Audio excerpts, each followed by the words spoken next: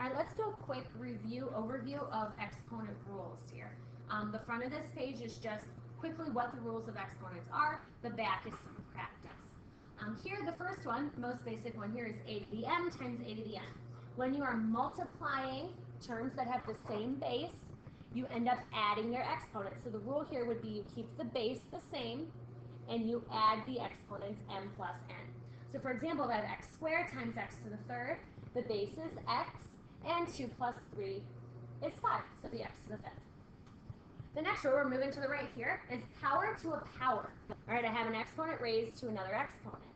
When I have that, I multiply the exponents together, and that would be a to the m times n power.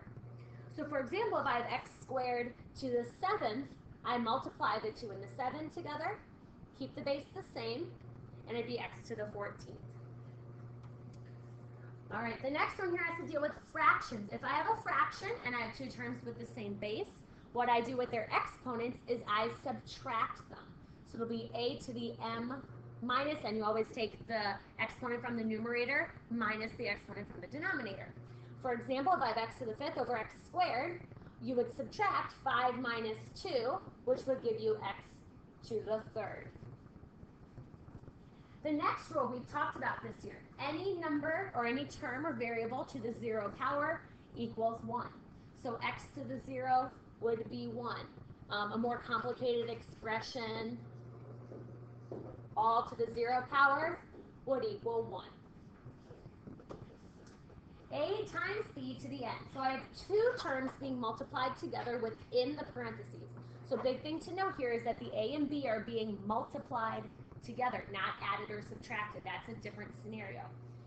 When I have this, I'm going to say that you kind of distribute the exponent of n to the a and to the b here. So both of those terms are now going to have the exponent of n.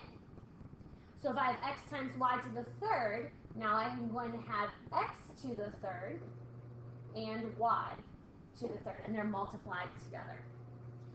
The next rule builds off of this one. So inside the parentheses, I still have two terms multiplied together, a to the m times b to the n, but it's all raised to the p power.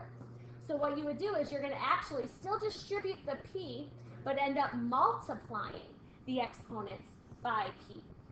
So we'll have a to the m times p power, and then b to the n times p power.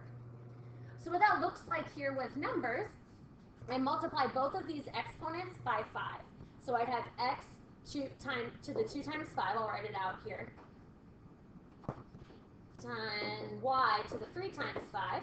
Well, that'd be x to the 10th, y to the 15th.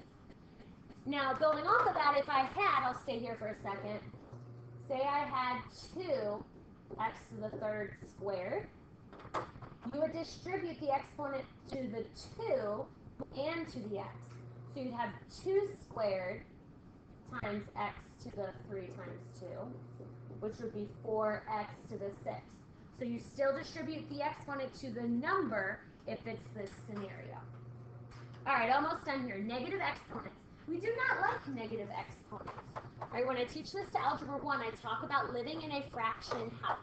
So for example, Mr. A lives in a fraction house. He is currently on the first floor, and there's a 1 in the basement, in the denominator. When you have a negative exponent, you are unhappy on the floor you're at. So Mr. A needs to move to the basement in order to become happy. When he goes to the basement, he's happy, so his exponent becomes positive. And I'm going to replace him with a 1 in the numerator. So for example here, I made it a little bit more complicated to see what this would do. This whole fraction is over 1. The 3 has an exponent of positive 1. He's happy, so 3 is going to stay on the first floor. X also has a positive exponent. He's happy. He's going to stay on the first floor. But Mr. Y is unhappy because he has a negative exponent. So we're going to move Y to the basement and make him positive so that he is happy. Last example here with negatives. Same kind of thing. You're still in your fraction house. We're just showing you that it works both ways. If Mr. A is in the basement and he's negative, he's going to move on up to the top floor and become positive. You could replace it with 1, but any fraction divided by 1 is just the same as the numerator. So it doesn't matter if you have the 1 or not in the denominator. All right, so for this example here, 2 is positive in the numerator. His exponent's a 1, so he's going to stay put. Same with the b. His positive 1 exponent means he's happy. The m has a negative exponent, so Mr. M has to move to the first floor. His exponent becomes positive. I replace him with a 1. Because there's nothing else in the denominator, I can rewrite that as 2bm to the 4th.